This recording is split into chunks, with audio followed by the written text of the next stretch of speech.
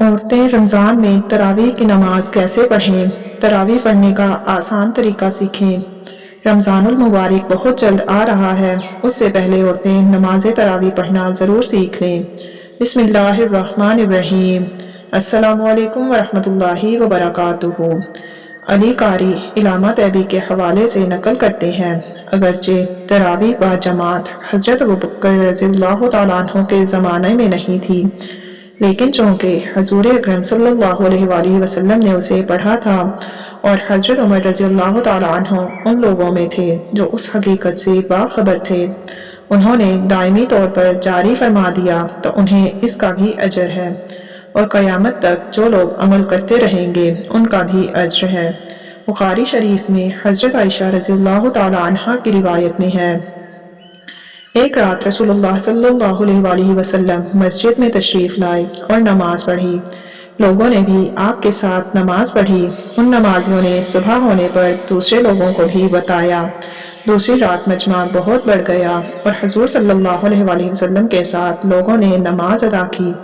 تیسری رات باتیں سن کر لوگ بہت اکٹھے ہو گئے، حتیٰ کہ مسجد کی تنگ و امانی ظاہر ہونے لگی۔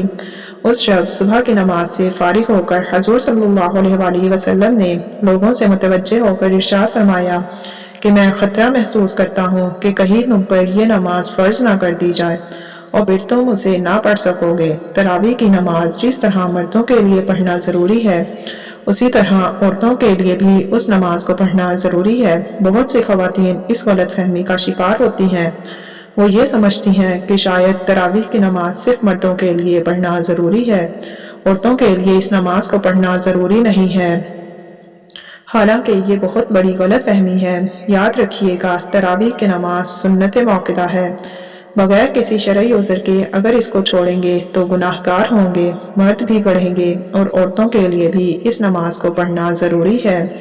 اب مسئلہ یہ ہے کہ مرد حضرات تو مساجد چلے جاتے ہیں جہاں پر باقاعدہ تراویح کی نماز جماعت کے ساتھ ادا کی جاتی ہے، لیکن خواتین گھر کے اندر اس نماز کو کس طریقے سے پڑھیں، اس نماز کو پڑھنے کا طریقہ کیا ہے، اس نماز کی نیت کیسے کریں گے، اس نماز میں کون سی صورتیں پڑھی جائیں گی۔ سب سے پہلے تو ہم عشاء کے 4 فرض پڑھیں گے۔ عشاء کی نماز کے 4 فرض پڑھنے کے بعد پھر ہم 2 سنت موقدہ 2 سنت ادا کریں گے، اس کے بعد وتر نہیں پڑھیں گے، پھر 20 رکعت تراویح کی نماز ادا کی جائے گی۔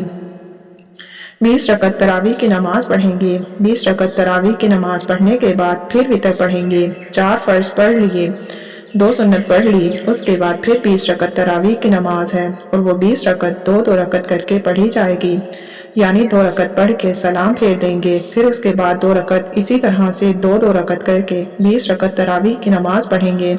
اگر 4 رکعت پڑھتی ہیں تو تب بھی کوئی حرج نہیں ہے، نماز ہو جائے گی، لیکن بہتر نہیں ہے، مناسب یہ ہے کہ 2 رکعت کر کے پڑھی جائے۔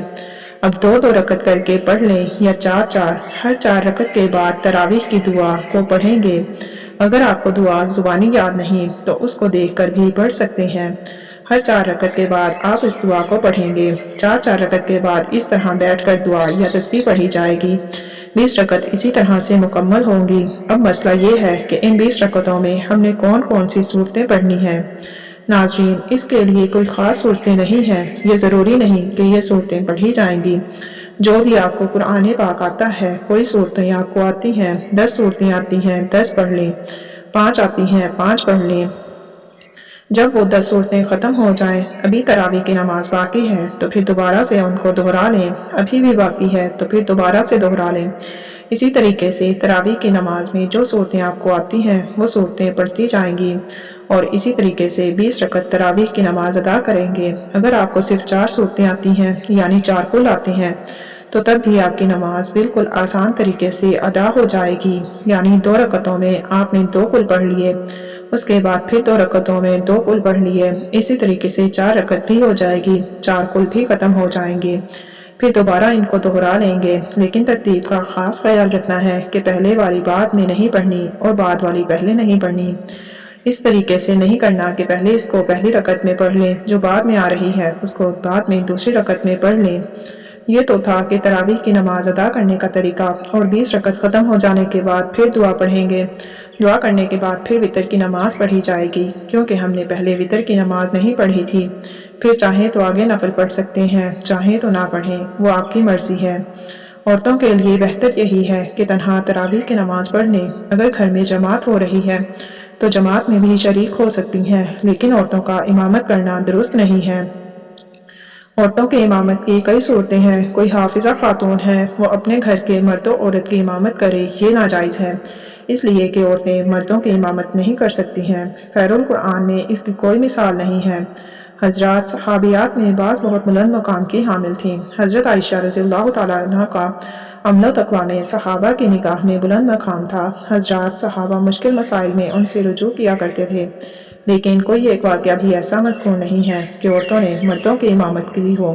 حدیث میں ہے، آپ صلی اللہ علیہ وآلہ وسلم نے ارشاد فرمایا، عورتوں کو پیچھے رکھو جیسے اللہ نے ان کو پیچھے رکھا ہے۔ حدیث سے معلوم ہوتا ہے کہ عورتوں کو مردوں سے پیچھے کھڑا ہونا چاہیے، اور اگر عورت کو مردوں کا امام بنا دیا جائے تو عورت کا مردوں کے آگے ہونا لازم ہو جائے گا۔ اس لیے عورتوں کے لیے مردوں کی امامت کرنا ناجائز اور حرام ہے۔ تو ناظرین کرام، میں امید کرتی ہوں کہ آپ کو ہماری یہ ویڈیو پسند آئی ہوگی۔ اس طرح کی مزید معلوماتی ویڈیوز دیکھنے کے لیے ہر ٹائم جیو چینل کو سبسکرائب کر دیجئے۔ ویڈیو پسند آنے کی صورت میں اپنے پیاروں کے ساتھ شیئر کر دیجئے تاکہ وہ اس سے فائدہ اٹھا سکیں اور اس کا ثواب بھی آپ کو مل سکے۔ اللہ پاک آپ سب کا اور ہمارا حامی و ناصر ہو۔